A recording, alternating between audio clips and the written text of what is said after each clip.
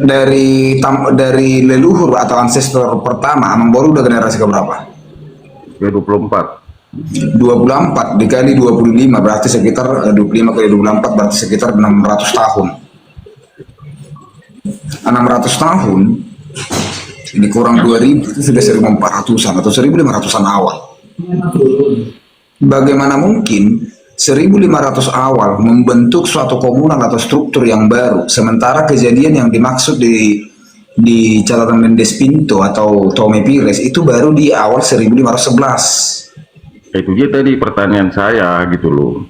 Karena saya lihat itu kan tidak ada korelasinya Nggak bahwa ada sama sekali. ada korelasinya, makanya saya bingung yang dibahas ini apa gitu loh. Karena yang dicatatkan Tommy Piris maupun di Pintu itu kan di abad ke-15 semua gitu. Sementara saya bulan aja sudah ada di abad ke-14 gitu loh. Nenek moyang saya di abad ke-14 sudah ada. Ya, nenek moyang Anda. Tapi yang bilang tadi kan Bang, sebelum ada Girsang juga, itu udah ada Dok Silo, ada Raya, udah mendirikan kerajaan juga. Ini kan kita harus ke situ juga. Ini kan aku bilang tadi dari Nagasaribunya ya. Makanya saya bilang memang Datuk Unai Permata boleh dulu kita buat pijakan pertama bahwa Girsang itu adalah fragmentasi daripada sejarah-sejarah yang sebelumnya. Ada dulu Bisa. silonya, ada Betul. begitu. Tapi kan gini ya Gurjen, kalau kita ngomongin kewilayahan gitu, oke lah katakan nanti orang Toba ada di dekat pantai barat sana gitu. Mereka mau masuk ke Selat Malaka nih, ke pantai timur nih. Segampang itu kah? Dengan membawa pasukan berpuluh-puluh ribu gitu. Masa ketika dia melewati wilayah Simalungun, wilayah Karo itu memang tempat yang nggak bertuan apa? Tidak mungkin. Ya kan? Itu aja nalarnya satu. Kan kayak gitu. Hmm. Baru yang berikutnya tadi itu namanya yang kerekod nama siapa nih? Tokoh siapa nih yang kerekod tuh? Situ jelas kerekod namanya Anggis Sri Timuraya. Gitu. Nah ternyata Anggis Sri Timuraya ini pada naskah lisan di tubuh Damani ada tertulis di situ. Dari Artinya ketika dia masih berbentuk nagur kayak gitu. ya ada sih, pernah saya dengar Raja Timur Raya, ya Raja Timur Raya namanya. Ya kan, artinya itu kan menurut saya tuh adalah sosok gelar gitu loh. Karena bukan kerajaan, tapi Raja Timur Raya gitu.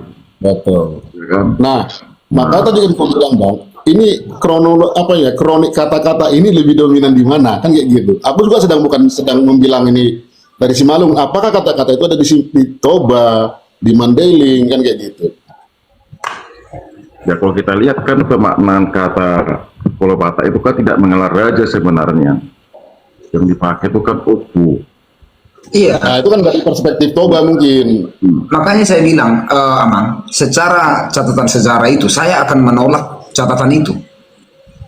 Kalau kita berbicara tentang kebudayaan dan adat dan struktur yang ada di kawasan Toba, saya sebagai marga Manurung, saya akan menolak catatan daripada Mendes Pinto sama Tome Pires. Karena kami di Manurung sudah ada sampai generasi ke-21.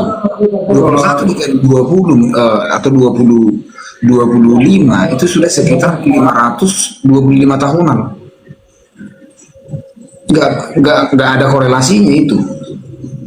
Dan sangat konyol menurutku bila itu menjadi acuan daripada keberadaan manusia yang di Danau Toba adalah pergeseran dari serangan atau manusia yang lari dari serangan dari Aceh itu. Itu yang saya bantah daripada tulisan-tulisan atau pendapat dari akademisi. Atau jangan-jangan juga nanti bila catatan itu yang kita buat sebagai acuan untuk mempelajari marga Tambunan atau keturunan daripada ancestor pertama Raja Tambun, akan hilang struktur daripada Tambun itu. Akan hilang. Karena kecenderungan kalian kan lebih kepada mengarah ke pantai barat. Pantai Barat, betul.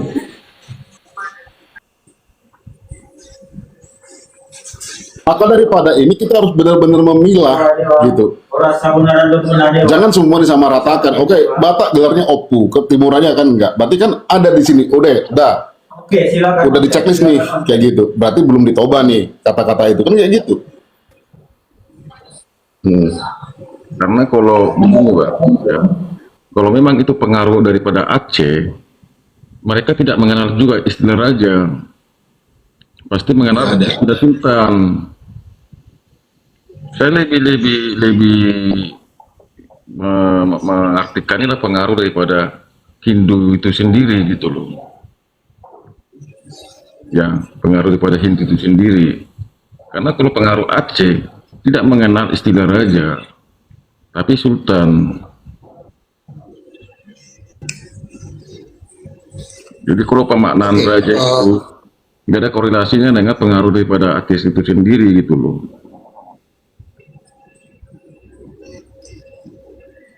Selamat bergabung Tulang Anthony Bondar. Astoras. Oke, walaupun nanti di sini ada terkesan klaim dan nanti boleh dibantah, tetapi dibantahnya bukan dengan primordial ya, dengan fakta sejarah dulu. Karena kalau sudah berbicara ke primordial nanti udah repot kita ini. Nah, keberadaan daripada kelompok Borbor dan Pasaribu dengan menghubungkan catatan daripada Tommy Pires dan Fernando Mendes Pinto, bagaimana yang diketahui sejauh yang Tulang pahami? Ya, Pinto juga tidak, kalau Pinto kan dia tidak spesifik membahas tentang itu, tentang siapa penguasa di timur pada saat itu. Dia tidak sebutkan itu. Kemudian perjalanan ke daerah Fansur juga tidak disebutkan secara spesifik siapa raja penguasa pada saat itu. Nah, ini sebenarnya yang mau dibahas kan itu ketika perjalanan sejak tahun 1500-an, Betul. ya kan? Sekarang kalau kita berbicara tahun 1500-an, nggak match. Kenapa nggak match? Karena pada masa tahun 1500 itu kelompok-kelompok etnis yang ada di Sumatera bagian utara dan juga sampai wilayah-wilayah kerajaan Lamuri itu sudah terpecah dan sudah menjadi kelompok-kelompok kecil dan kerajaan-kerajaan kecil.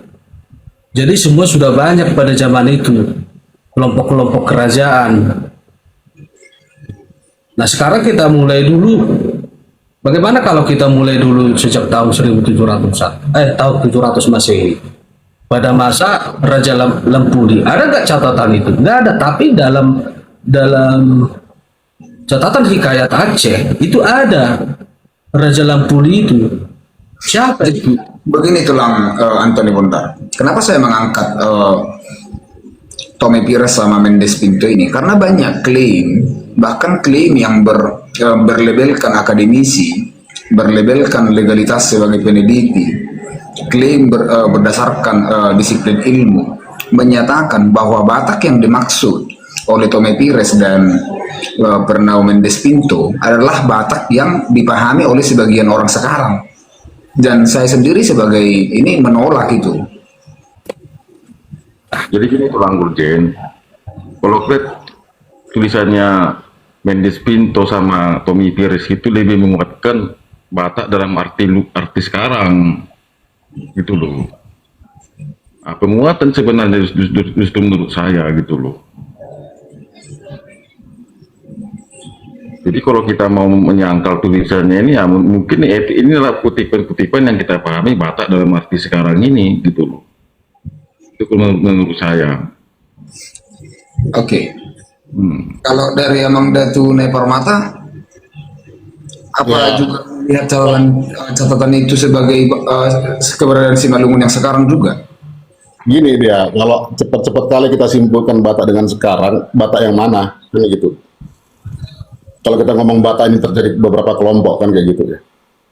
Seperti gue bilang tadi Gurjen, kalau ini pertempuran ini di Selat Malaka, siapa yang paling dekat di sini? Ya, Pantai Timur. Ya udah, di situ ada suku-suku apa di situ? Simalungun kan.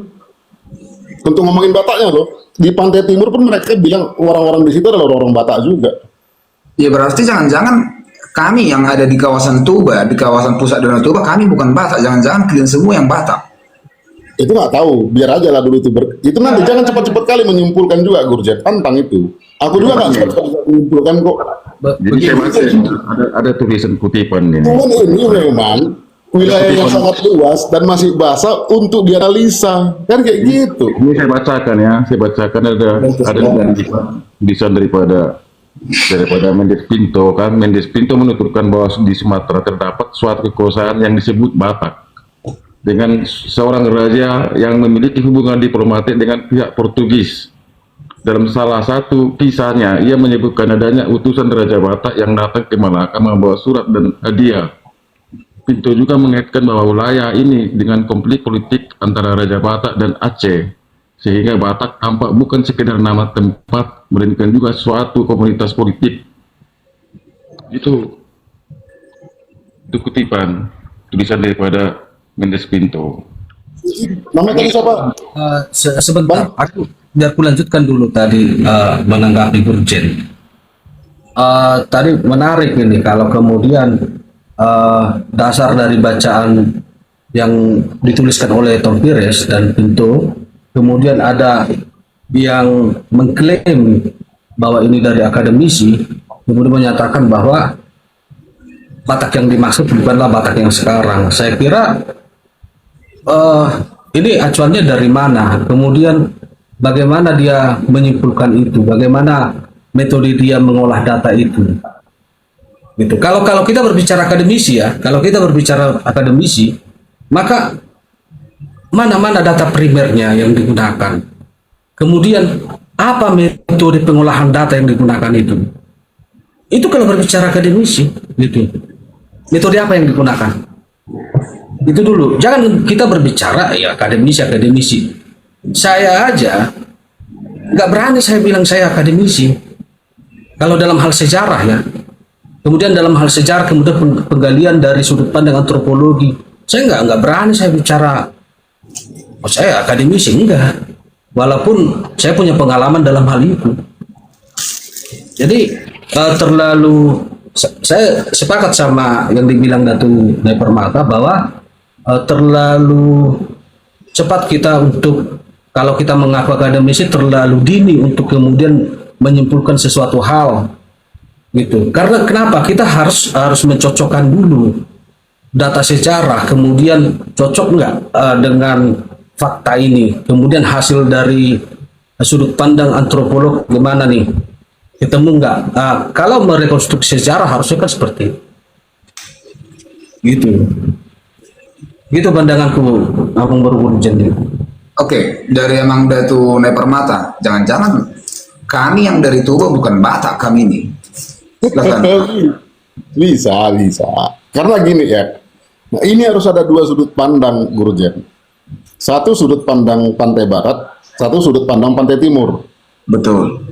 Nah ini harus kita pikirkan. Ini kalau bisa kita belah nih, kita belah dulu nih, gitu. Oke, yang condong ke arah pantai barat tentu Nasyam yang di sekitaran Toba sampai Mandailing ke sana kan, ya kan, gitu kan. Dan kalau kita lihat perjalanan Jung Hun pun dia mulai dari Mandailing kala itu menuju ke arah pedalaman ke arah Toba kan kayak gitu. Di abad 17 kalau nggak salah gitu. Mohon maaf kalau dikoreksi kalau salah. Gitu. Dia cenderung ke situ, dia gitu. Gitu. Tapi kalau di pantai barat, pantai timur ini juga punya kisah yang ini semua ini maupun kedatangan dari barat dan dari timur siapapun ini pasti dibilangnya Batak dengan suku-suku tertentu itu. Pasti mereka bilang Batak. Jadi Gurjen jangan cepat bilang kami jangan-jangan cuma Toba ini bilang. Itu udah diklaim sama mereka, itu klaim udah Batak sejak itu sebab masuknya si Jung Hun itu. Ketika perjalanan dia mau ke arah Toba dari Mandailing sana. Gitu kan. Kami pun dari arah pantai timur ini pun dibilang Batak juga kan kayak gitu. Nah, cuman ini nanti koreksi bagi kelompok-kelompok histograf yang modern hari ini gitu. Tolong jangan subjektif, tolong jangan membawa etnosentrismenya ketika menuliskan histori. Atau jangan pakai titipan dah gitu. Biar seolah-olah itu dia, nenek moyang dia sendiri kayak gitu. Itu kan nggak tepat juga ya. Yang katanya nanti ini sebuah payung untuk tempat berteduh, rupanya sebuah payung untuk menutupin eksistensi wilayah-wilayah kerajaan-kerajaan yang ada di katakanlah di pedalaman menurut mereka zaman ini. Jangan sampai ditutupin eksistensi Nagur, Raya, Dolok Silo, Silimahuta, gitu kan. Jangan, ini pantainya di situ. Demikian juga nanti dari arah pantai barat pun tetaplah pakai Silindung, Tarutung, segala macam kerajaan-kerajaan Toba yang ada di sekitar situ. Ini kan kita dibelah dua nih, Batak ini sebenarnya.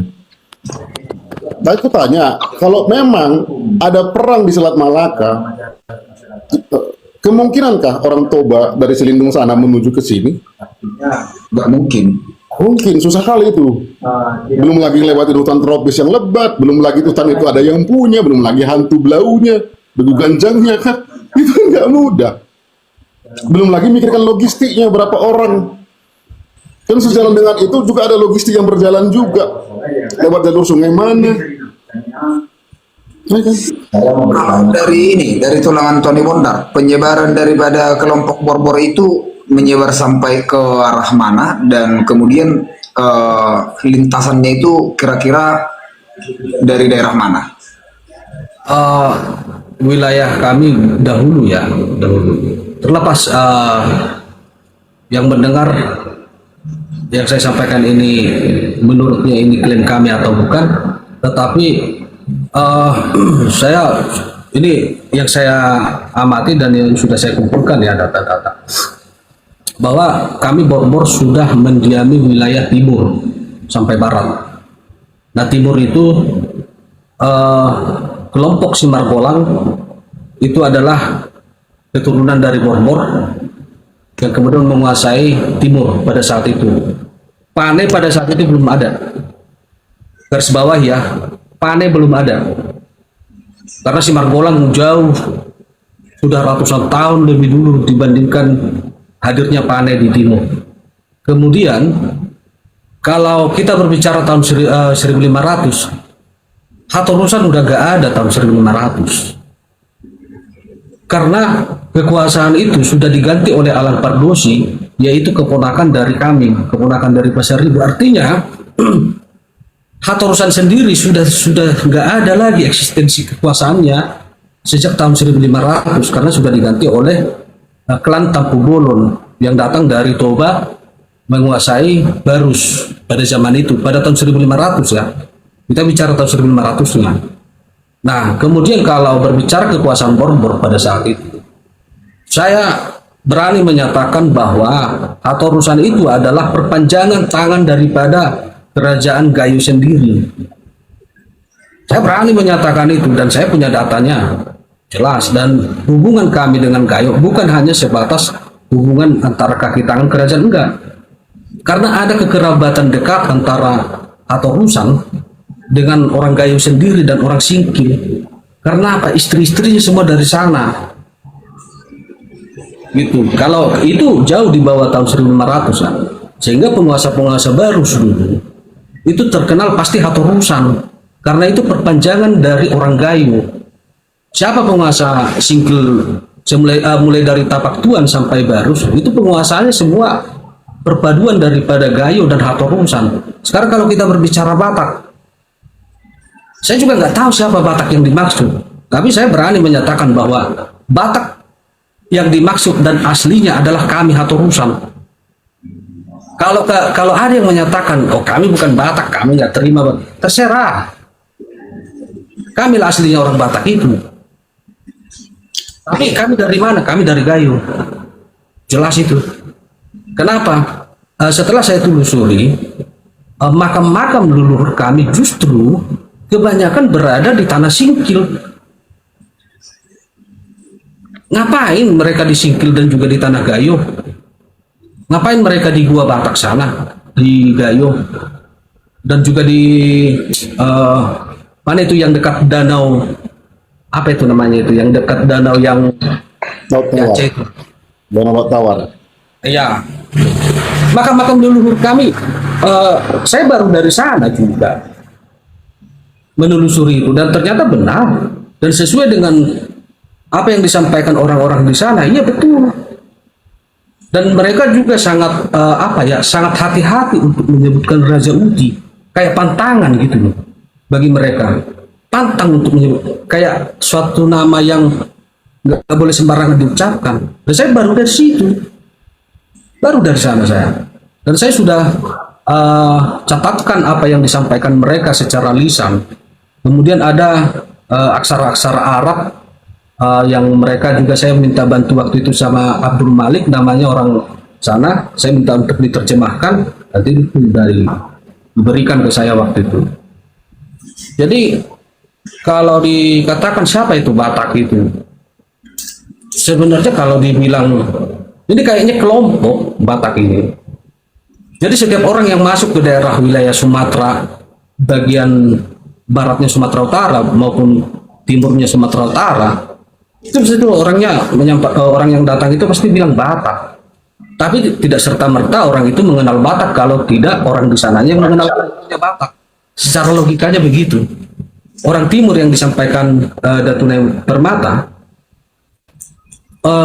Pinto dan juga Tom Pires mengenal, oh ini Batak. Gak mungkin tiba-tiba Tom Pires bilang mereka Batak kalau bukan orangnya yang mengenalkan dirinya Batak. Kan logikanya begini, dia kan orang Eropa. Dari mana orang Eropa tahu kata Batak? Kalau tidak orang timurnya sendiri yang menyatakan dirinya orang Batak. Sekarang logikanya begitu aja. Jadi kalau kemudian kita bermain logika di situ aja dulu. Kalau kemudian menyatakan bahwa bukan Batak sekarang, Batak yang menurut Tom Pires, ya itu kan kesimpulan sementara, ya oke lah, bisa saja diterima itu. Ya gini loh, ulang tadi kan sudah saya sampaikan bahwa catatan Mendes Pinto maupun Tommy Pires tadi itu justru penguatan entitas Batak itu sendiri. Nah, saya sependapat dengan kata Tulang Bondar itu bahwa memang tidak mungkin orang luar yang memakna itu kalau bukan orang kita sendiri yang menyampaikan, gitu loh. Makanya tadi catatan justru si Tommy Pires sama Mendes Pinto tadi justru penguatan entitas Batak itu adalah komunitas ataupun entitas secara umum, gitu loh. Maka kemarin saya baca Undang-Undang Nomor 8 Tahun 2023 itu justru itu salah menurut saya, gitu loh. Karena di situ ada dikatakan entitas Batak Toba. Artinya Batak Toba ini justru masih jamak, gitu loh. Entitas Batak Karo, entitas ini. Sedangkan entitas itu kan sebenarnya Batak itu adalah entitas sebenarnya. Ya kan? Baru entitas ini baru dibagi. Ya kan, suku Karo, suku Toba, suku Nia, suku dan sebagainya, gitu loh. Tapi dalam undang-undang tentang pembentukan Provinsi Tapanuli Utara itu justru terbalik-balik, kulihat tuh, gitu loh. Jadi penyebutan entitas Karo, Toba itu justru tidak jelas. Artinya masih banyak ditafsirkan, gitu loh. Cuman kalau kita lihat hasil dari penelitian BRIN, kita baca data ya. Jadi ada 3 pengelompokan DNA. DNA Toba dan Karo dan Nias. Gitu. Artinya Simalungun, Pakpak, maupun Akora dan sebagainya itu dalam satu kelompok DNA. Nah, Karo itu sendiri, Nias itu sendiri. Tapi kalau Toba ya, itu DNA-nya itu KM 526. Karo itu ya kan CB CRS 4Y, ya kan. Nias itu OP203. Itu DNA artinya berbeda. Tetapi dalam penelitian BRIN menyebutkan bahwa kelompok Toba itu Simalungun juga masuk, Papua juga masuk dalam suatu haplogroup, DNA-nya sama, gitu loh. Terus pertanyaannya apalagi, gitu loh, ya kan? Tapi dalam undang-undang pembentukan Provinsi Sumatera Utara itu justru entitas itu justru jadi tidak jelas, gitu loh. Masa dibuat entitas Batak Toba, artinya itu masih jamak gitu. Oke, pertanyaanku begini sama Anggoro LTBN. Pusat penyebaran awal daripada ancestor atau leluhur pertama daripada Marga Tambun dan Tambunan berawal dari mana dan sampai ke arah mana penyebaran keturunannya. Kalau misalnya tidak merujuk kepada catatan daripada Tome Pires atau Fernando Mendes Pinto, maka kata Batak yang dituliskan oleh mereka itu tahun 1200 tidak ada korelasinya dengan yang kita paham sekarang. Yang jelas kan kita pusatnya kan dari Toba menyebar ke baru sana ke selatan gitu loh, ya kan? Artinya justru dari Toba itu sendiri menyebar ke selatan.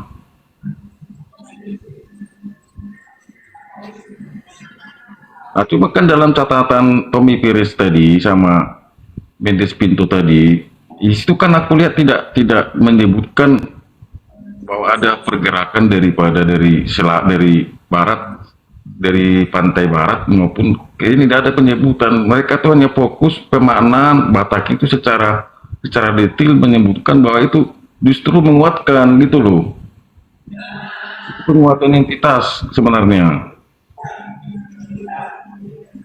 Gak ada korelasinya karena ada peperangan di Aceh sehingga lari ke pegunungan, gak ada di situ.